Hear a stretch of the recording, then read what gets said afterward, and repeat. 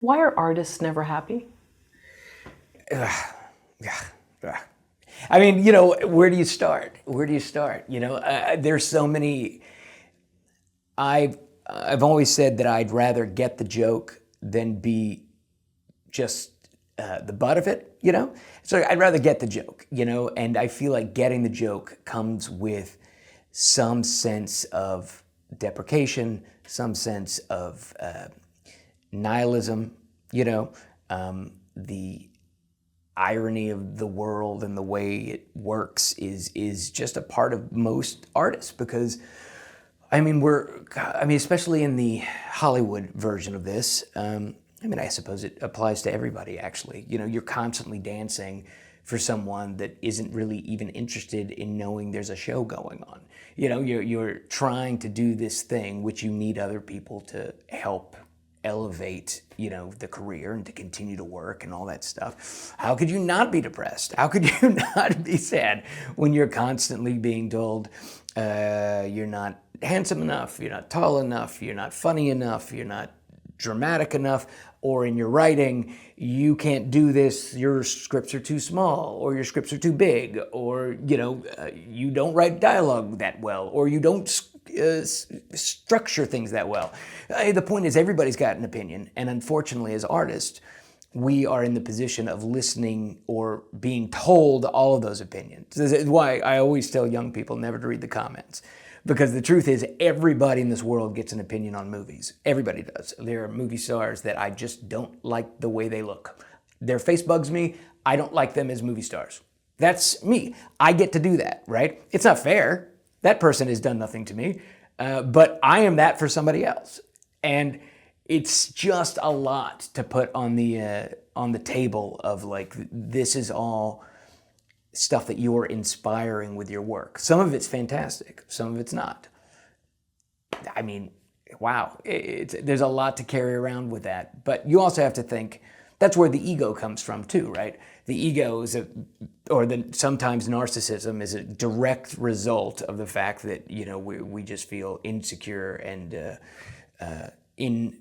what's the right word? Not worthy of the job, because the job is awesome. Like when the job is popping on all cylinders and you're doing the thing, whether it's writing a movie that is financed and you're getting paid for, amazing, and you're part of the process of making this film, or you're directing something where, the stars show up and they look to you and they say, what should I do, boss? Or you're acting for somebody, all of it is so cool. There's nothing I'd rather do with my life. The downside is we have to deal with the depression that comes with chasing that dragon, and sometimes it fulfills and sometimes it doesn't. You miss out on jobs. You get the job, you do the job's over. Okay, I'm sad again. These are just things that happen, I think, with the kind of person who is willing to get up in front of people and create something new. Because I think it takes a lot of chutzpah. It takes a lot of courage to be like, this is my performance, this is my script, this is my movie, and I believe in this, and now I'm going to put it out there for you, and I hope you like it too. But that has to balance out somehow, and it rarely balances out with well-adjusted, happy people. What range of emotions do you typically experience on a project? If there was an evolution of a project, seed of the idea, start working on it, show it to people, workshop it, gets accepted, if it was like a circle. Right. Yeah. Okay. I think all of them, it's like in prep, right, before you're on the ground and getting to actually work on something. If we're talking about directing specifically, directing is you get to go through the entire process, right, where the script is, it comes alive, whether or not I write it or whether there's another writer that writes it and I'm overseeing it. Before boots on the ground is the worst for me. That's the time of anxiety and anger, because it's all about emails not being responded. It's all about, this is not a priority yet for anybody except for you, right? You're the only person who 6 weeks out cares, right? We don't have cast, we don't have sets, we don't have locations probably. but we have to put all the pieces together to try to make this happen. And it's so frustrating to be trying to do that, and you're just not hearing back from anybody for 3 days. Like, that's just at the best case scenario. And then if you start making offers to talent that far out, they're not getting back to you for weeks, right? So you try to be proactive, you try to make the movie sing, right? You try to make it go as easily as possible, because the more you prepare, the better off you are. The more you prepare, the better off you are. But you can't do these things by yourself. You need a team of people, and they're not there yet. So that's where I'm the most neurotic and crazy, is in those prep days. When we're on boots on the ground, I was just talking about this the other day.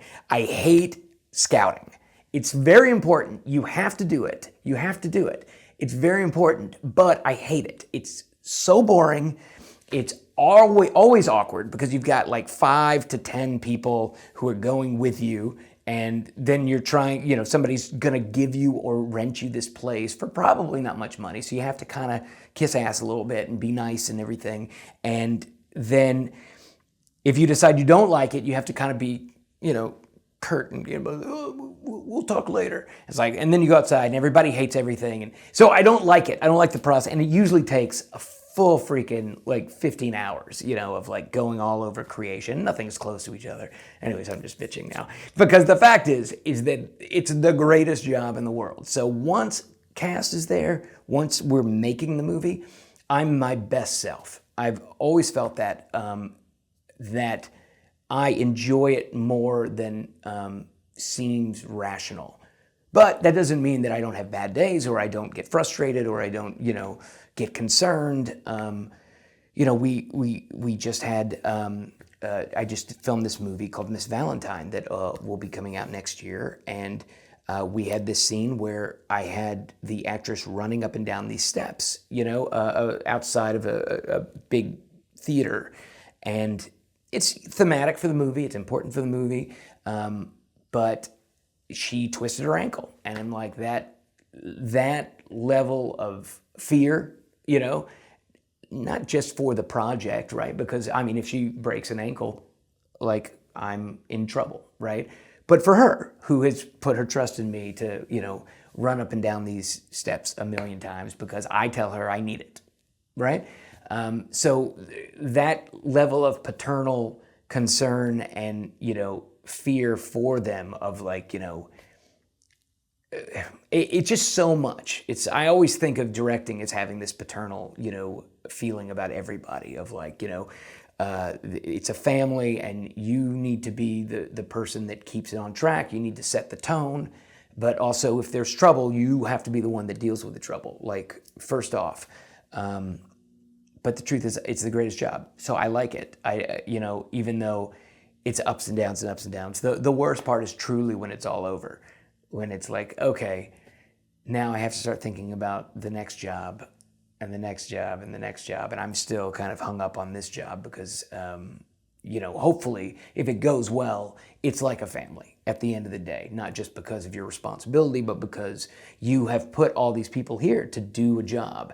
And hopefully they all excel at it, and then you love them all the more for doing the job that you asked them to do well. It's great. I really do like it, but it's all the emotions, all of them. Usually the one that I don't feel is I never feel sorry for myself, because even when I get frustrated or angry, I'm still directing a movie, which is better than what I would be doing today anyways. You know what I mean? Do you give yourself permission to feel sad for maybe a week after everything ends?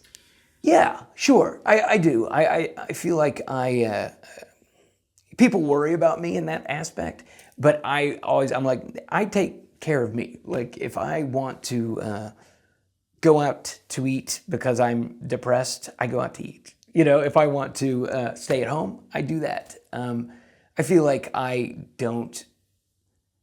enjoy life. I feel like life is, it's for the living. We're only here for a short time. I like to sup the marrow as it goes.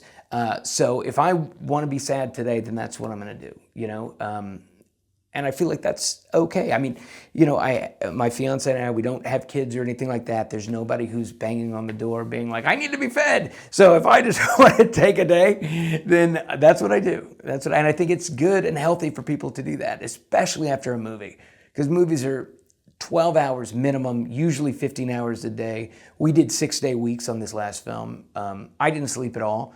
But also I had a great time with the cast and crew after my job was done. We were all staying at the same hotel, and we would, you know, have drinks and stay up and talk, and I had a great time. And then I'd have to get up the next day with 3 hours sleep and do it again.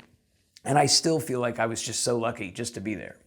So you were almost repeating what you saw at that Motel 6, in that you were seeing these interesting conversations. Absolutely. And it was like it came to life for you 20 years later. I hope so. I mean, I hope so. I like to think that I try to be those people, the people that were there for me when I was a kid. You know, I try to be for my cast and crew. I feel like that's kind of the deal of being a director, and it's not just the movie. The movie is the most important thing, and that makes life a lot easier when you think about it like that. Like, the movie's the most important thing, but it's not the only thing, right? This experience, these 6 weeks that we're spending together, are going to be the memories that I carry around. You know, this is our special time of being financed to sit here and do art.